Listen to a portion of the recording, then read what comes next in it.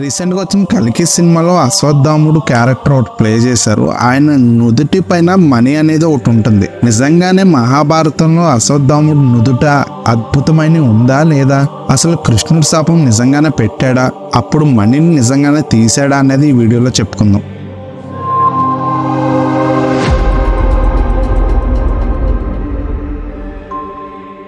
మహాభారత యుద్ధం గురించి తెలిసిన వారు అశ్వత్థామ హత కుంజరహ అనే మాట వినే ఉంటారు. పాండవ సేనను మట్టుబెడుతున్న ద్రోణాచార్యుని అడ్డుకోవడానికి అశ్వత్థామ హత ధర్మరాజుతో గట్టిగా పలికించిన కృష్ణుడు తర్వాత కుంజరహ అని పలికే సమయంలో బేరీలు ముగిస్తాడు. వాస్తవానికి చనిపోయింది ఒక ఏనుగు. ధర్మరాజు మాట నమ్మిన ద్రోణుడు కొడుకు ఇక లేడనే బాధతో అస్త్ర సన్యాసం చేస్తాడు. ఇదే అదునుగా దుష్టజమ్ముడు పాండవుల గురువైన ద్రోణాచార్యుని హతముందిస్తాడు. తండ్రి మరణ వార్త తెలిసిన అశ్వత్థాముడు పాండవులను ఎలాగైనా చంపేయాలని కసితో రగిలిపోతాడు. దుర్యోధనుడి అనుమతితో పాండవులను హతం చేసేందుకు రంగాల్లోకి దిగుతాడు. దొరికిన వారిని దొరికినట్టుగా మట్టు పెడతాడు. యుద్ధంలో అర్జునుడు కర్ణుడు తర్వాత ఎక్కువ మందిని చంపింది అశ్వత్థాముడే.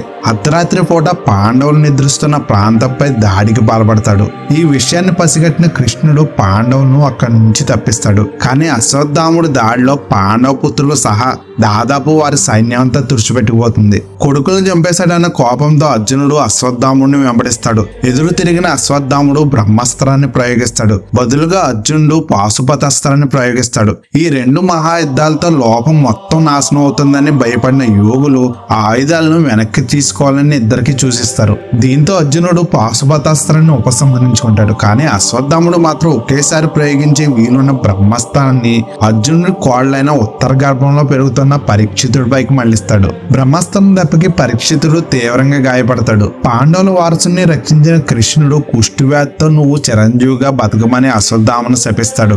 అంతేకాదు కృష్ణుడి శాపం వల్ల ముఖం నుంచి చీము నెత్తురు కారుతున్న స్థితిలో మానని గాయాలతో అశ్వత్థాముడు ఇప్పటికీ బతికే ఉన్నాడని ప్రచారంలో ఉంది. అశ్వత్థాముడిని శపించే ముందు శ్రీకృష్ణుడు అతడి నుదుట ఉన్న మణిని తీసేసుకుంటాడు. ఆ మణి అతడితో ఉన్నంత వరకు ఏ ఆయుధం వల్ల కానీ, దేవతలు కానీ, నాగుల వల్ల కానీ అతడికి ఎలాంటి భయం ఉండదు.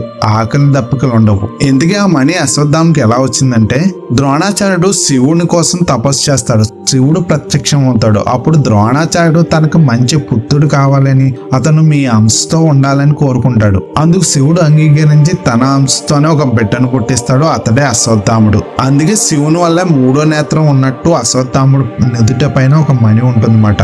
అశ్వత్థాముడు ఇప్పటికీ బతికి ఉన్నాడని ఉత్తరాదిన చాలా బలంగా నమ్ముతారు. మధ్యప్రదేశ్ కి చెందిన ఓ డాక్టర్ ఆయన కనిపించాడని, హిమాలయ పర్వత స్థానంలో గిరిజనులతో కలిసి అతను జీవిస్తున్నాడని ప్రచారంలో ఉంది. అశ్వత్థామ ఏడాదిలో ఒక రోజు ఒక హోటల్కి వచ్చి కడుపు నిండా తిని 100 లీటర్ల నీటిని తాగి మాయమవుతాడని కథనం కూడా ప్రచారంలో ఉంది. మళ్ళీ మరుసటి ఏడాది మాత్రమే అతడు ఆ హోటల్కి వస్తాడంట. కావాలనుకున్నప్పుడు మాత్రమే కనిపించే శక్తులతో అశ్వత్థామకు ఉన్నాడని, అందుకే ఆయన అందరికీ కనిపించడని చెప్తుంటారు. సరే, ఈ మణి గురించి పక్కన పెడితే అసలు అశ్వత్థామ మంచివాడా చెడ్డవాడా ఒకసారి తెలుసుకుందాం. పురాణాల ప్రకారం తండ్రి నుంచి బ్రహ్మ శిరోనామకాస్త్రం పొందిన గర్వంతో అశ్వత్థామ ఒకసారి శ్రీకృష్ణ భగవానుడి దగ్గరికి వెళ్తాడు. నా దగ్గర ఉండే అస్త్రంతో ఏమైనా చేయగలను, అందుకే నీ సుదర్శన చక్రం ఇవ్వాలని కోరతాడు. అందుకు స్పందించిన కన్నయ్య సుదర్శన చక్రాన్ని పక్కన పెట్టి తీసుకోమంటాడు. అయితే అశ్వత్థామ దాన్ని కనీసం పైకి కూడా ఎత్తలేకపోతాడు. తర్వాత మహాభారత యుద్ధంలో కౌరవులకు మద్దతుగా నిలిచి అధర్మాన్ని గెలిపించేందుకు అన్ని విధాలుగా ప్రయత్నించాడు అశ్వత్థామ. కురుక్షేత్ర యుద్ధంలో దుర్యోధనుడి మీద అభిమానంతో పాండవుల విజయానికి చేరువలో ఉండడాన్ని తట్టుకోలేకపోయిన అశ్వత్థామ యుద్ధ సమయం ముగిసిన తర్వాత శిబిరంలో నిద్రిస్తున్న ఉప పాండవుల తలలు నరికేసి దుర్యోధనుడు ముందు పడేసి విజయగర్వం ప్రదర్శించాడు. కానీ అదే సమయంలో పాండవులకు భయపడి అక్కడి నుంచి వెంటనే తప్పించుకుని వెళ్ళిపోయాడు. అయినా కూడా ధర్మరాజు, శ్రీకృష్ణుడు, భీముడు అశ్వత్థామ ఎక్కడున్నారని కనిపెట్టాడు. తన వ్యాస మహర్షి ఆశ్రయానికి సమీపంలో జ్ఞానం చేస్తున్నట్టు నటించాడు.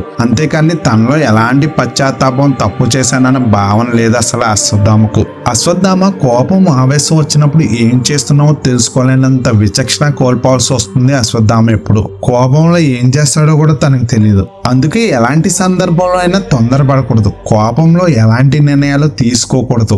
ఈ విషయం గురించి రామాయణంలో ఆంజనేయుడు ఒక మాట అంటాడు. పాము తన కుబుసాన్ని తానే వదిలేసినట్టు కోపాన్ని వదిలేసిన వాడు ధన్యాత్ముడు అంటారు. అంటే కోపం రాకూడదని చెప్పట్లేదు ఇక్కడ. మనం వచ్చే కోపం విచక్షణ కోల్పోయేలా ఉండకూడదని. మనం చేసే పనుల్లో ఆలోచనలు ఉద్రేకం లేకుండా చూసుకోవాలి. ఎదుటి వాళ్ళను నాశనం చేయాలని చేయాలనే ఆలోచన, కుట్ర, క్రోధం నుంచే వస్తాయి. వీటి కారణంగా ఎంతటి కుట్రలైనా చేయాల్సి వస్తుంది. కోపంలో చేసే పనులు ఆ సమయంలో సంతోషంగా అనిపించినా తర్వాత భయంకరమైన జీవితం అనుభవించక తప్పదు. అశ్వత్థామ జీవితం అందుకే.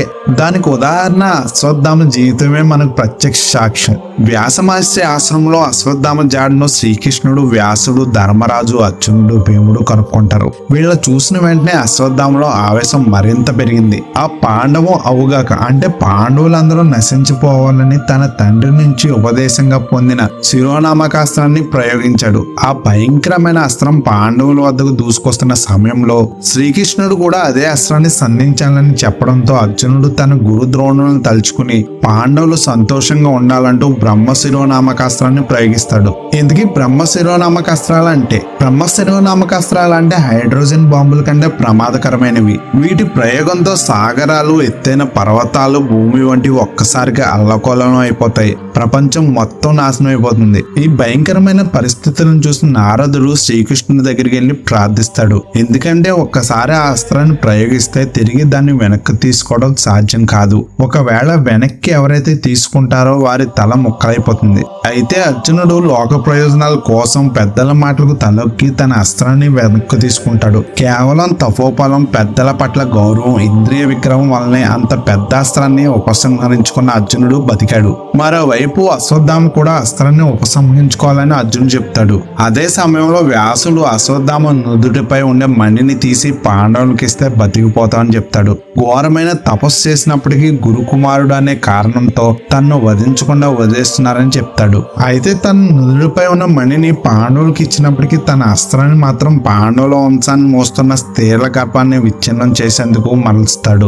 అప్పటికి గర్భంతో ఉన్నది కేవలం ఉత్తర మాత్రమే. తన కడుపులో ఉన్న పరీక్షితుడిపై అస్త్రం వెళుతుంది. అశ్వత్థామలో ఉన్న క్రూరత్వాన్ని సహించలేకపోయిన శ్రీకృష్ణుడు ఉత్తర గర్భం విచ్ఛిన్నం కాకుండా కాపాడతాడు. అంతేకాదు కోపంతో ఊగిపోతున్న అశ్వత్థామ శరీరం అంతా గాయాలై రక్తం కారుతూ విపరీతమైన దుఃఖంతో భూమి మీద చిరంజీవిగా నిస్సహాయుడిగా ఉంటావని, ఆహారం, నీరు దొరక గాయాలతో ఒంటరిగా తిరుగుతావని శపిస్తాడు. అంతేకాదు నీకున్న అమరత్వాన్ని ఇలా అనుభవించమని శ్రీకృష్ణుడు శాపం విధించాడు. అలా అసూయ, ఆవేశం, కోపంతో ఉన్న అశ్వత్థామ ఆలోచన లేకుండా చేసిన పని వల్ల అత్యంత బలవంతుడిగా ఉన్నప్పటికీ, సకల విద్యలు తెలిసినప్పటికీ 1000 ఏళ్లుగా జీవించే ఉన్నాడు. ఇంకా